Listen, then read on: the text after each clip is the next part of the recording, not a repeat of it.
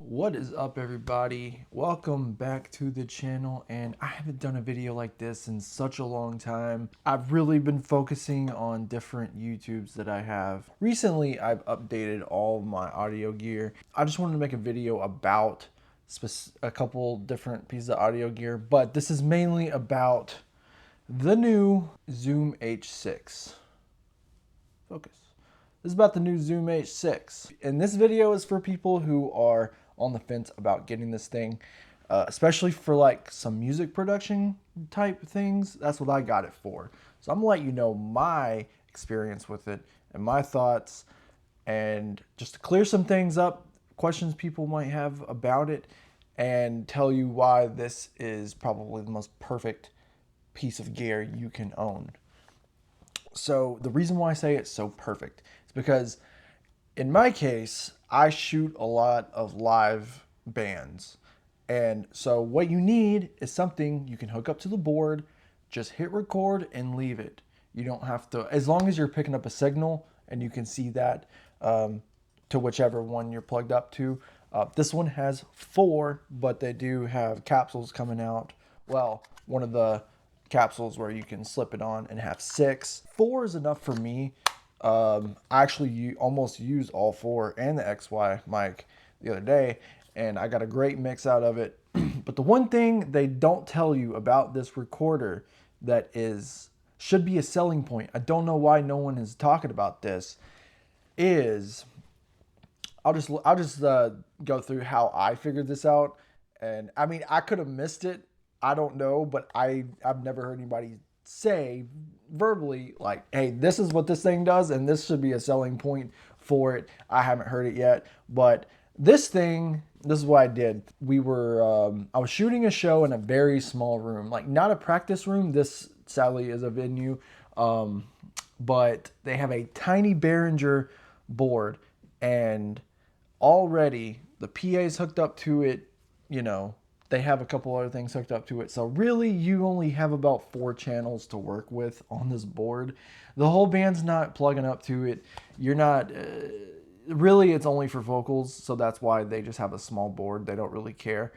But instead of trying to run all the instruments through, because the band, they wanted a good mix. And I was like, I will do the best I can. I've never used this thing in this type of setting yet. I usually just go with my H5, and this has worked great for me for years. But if you don't say your audio levels right, then your audio is going to be ruined. And I've had a lot of ruined shows that I shot that just didn't make the cut because of the audio. And if you want to 100% capture your audio and not even worry about the gain levels or anything, this is what you need. You got to. You can even go with the H4 Essential. I got this because it has 2 extra XLR inputs, and they also work as TRS inputs. That's how I hooked this up to the board. Not a lot of people talk about this either. They'll like talk around like how to do it and like talk about other stuff, but for me, I have not been able to find a video on how to hook up to a board and how to perfectly capture the audio for a band. So the cool thing that this thing does is, so I hooked up the board to number 1, and I hooked up straight into the bass player's cab with his main output. Some people won't have this, but if they do and they're not using their main out on their cabinet, like their headstocks or whatever of the guitars or bass, plug into that. Just plug it in. Don't worry about it. I know that's scary to think about, to just plug in an instrument. It might be blaring, and just don't worry about it. There is a mixer. You can hit mixer and it goes to, I can just turn it on and show you. So when you hit mixer, it brings up the mixer. So why would this thing have a mixer if it's 32-bit? You don't have to worry about the audio. Well, you can actually control like where your starting point is. I know you're going to edit it later in post. That's the point of 32-bit. But to get you kind of need a good starting point. So you kind of do have to control levels, but you have way, way, way more headroom than you would with like an H5 because it's not 32-bit, that's 24-bit. This is 32-bit, and 32-bit is changing the game when it comes to this kind of stuff. My point is, the reason why this shocked me so much, the board was in here, the base was in here. I thought since the signal on the channel wasn't coming up very big, I bumped up the gain on, or not the gain, but I bumped up the level in the mixer on channel 3 to like plus 20, just to give it some boost. And you can actually, instead of hooking up like a negative 20 dB pad into an H5, you can control that inside of here. No one else is talking about that either. I know on the old H6, it had a plus or negative dB20 switch for all the channels, but this you can get extremely detailed with. You don't have to just settle for negative or plus 20 because that's kind of a big jump. With this, if you want negative 5 dB or if you want plus 10, plus 12, plus 11, whatever, you can do it in here. Like, no one's talking about this. I don't know why. But the coolest thing about it is you can also, let me just show you. Here is my XY capsule. Slide it into there. And I have my old H1 windscreen on here. It works perfectly with the H6, by the way. So don't go searching for specifically something that works for the H6. The new H6, because I know these XY mics are a little bit bigger, I think, than the old. I never had the original H6. I had the H5, H4, H1, and this is my first time owning any kind of H6. So what you can do is enable 1, you can enable 3, and then if you want to get some ambient noise instead of just capturing the board or whatever, because, you know, you like to hear crowd interactions and, you know, just other things like that, ambient noise, you can enable the XY mic. What does this do? If you're running the top mic, I know it's going to be overpowered if it's for like at a concert, but it's 32-bit. You got to think about that. Don't worry about the levels while you're there. So you can focus, well, for me, I can focus on where am I going to set my cameras? Where am I going to go? Like, where am I going to walk around? How many people's in the band? A lot of that stuff matters. So there's a lot more I got to think about than just the audio, but that is the biggest thing that can make or break your production. So when you go to import this, say you push record and you record their whole set. You have, let's just say you have this one running and all 4 channels running. In the past, you had to have your mix right here. There was no fixing it later. So in the folder, when you open up the folder, there's going to be, so let's say you ran, like in my case, I ran 1 and 2. Well, 1 and 3. There, I just did it because they were easier. They were beside each other. So I ran the board through here, the bass through here, which I did plug up 2 to the main out left and right, and only the right side was picking up, which wasn't a huge deal. I still got what I needed out of it. And you can just duplicate the track and then drag it down in your editing software and just mix them together. Or you can pan one left, one right. Anyway, what this does is it puts each track into its own file. So when you open it, I thought it was kind of weird. It has a folder instead of just showing me the audio track. But that's the difference between older recorders and these new ones, is you can now independently mix each track. So let's say I had 1 and 3 going on the board and the bass, and I wanted some ambient noise, or just to pick up all the rest of the band, because just having the bass and the vocals and whatever the vocal mic is picking up, that's not enough.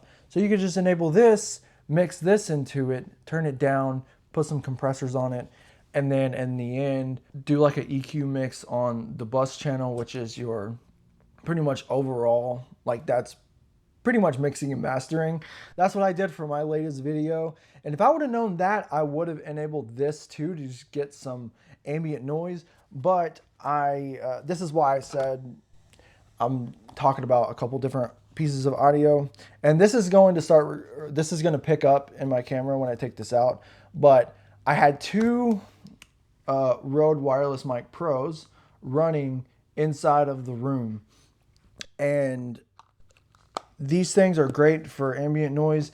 You know, you don't have to do that. If you just have this to work with, but you still want the 32-bit float, the Rode Wireless Pros are 32-bit. That's why I've completely changed to 32-bit. That's what I'm recording right now. So you're here on my shirt. That's what I'm recording with. So that's what you've been hearing the whole time. I haven't been using this. Obviously, it's on, but it's not recording. I'm not using the XY. I could if you want me to. All right, so this is what it sounds like through the X and Y mics. It sounds great. You can use this as a microphone if you want, but it's really big. I would recommend hooking up to something like this. This is a NTG2. And I'm going to make another video about specifically, I know it's very specific, but specifically the H6 Essential with the NTG2, because a lot of people were saying they didn't like the NTG2 because it was not powerful enough. You had to bump the gain way up. Well, now that it's 32, you can basically turn it into a 32-bit float device. You don't have to worry about that. You can bump it up, but you have to bump it way up to get any noise out of it. That's all I got to say. That right there is the XY mic. This is the best piece of gear you could possibly buy. So this doesn't pertain just to people trying to hook up to the board, just trying to, do something like that. Say you have a podcast, you have 4 people, you plug into all 4. One dude's talking super loud, or let's say you have one person has a condenser mic and one person has like a Shure mic, just a regular vocal mic. One dude's using like a podcasting condenser mic, and their levels are out of whack. Well, now you can say this level goes to one guy, this level goes to another guy, this dude's using a different microphone, this dude's using condenser mic, and it has built-in phantom power. You don't have to worry about that. I have it on one. That's just because my NTG2 requires it. And I've had the same batteries in here for a while, and I've used the condenser mic on it with phantom power. I've recorded a whole show. It barely used any memory. I have a 128 gig card in here, and I've recorded a lot on this, and I still have 59 and a half hours. So it's not going anywhere. And it has a level indicator on, what your battery is. This kind of turned into an H6 review, but I was just trying to clear up some things, questions people had, that were trying to do the same thing as I'm doing. And if you want to go see the whole video that I shot, exactly how I just explained how I shot that, it will be in the description. I'm starting a new YouTube. I've been doing this kind of thing for years, but I kind of wanted to do it under like an official name. But yeah, if you want to go hear how the mix was with the Rode Wireless Pros running, had both of them running at the same time, I had this running on the board and the bass, you should not hesitate to get this. And this is not sponsored. I wish I was sponsored. That would be super sick. If you want me to do more stuff like this, let me know. But this was so specific, and I wish I had more visual stuff to show you, like how to do it. There's a couple different ways you can hook up to the board.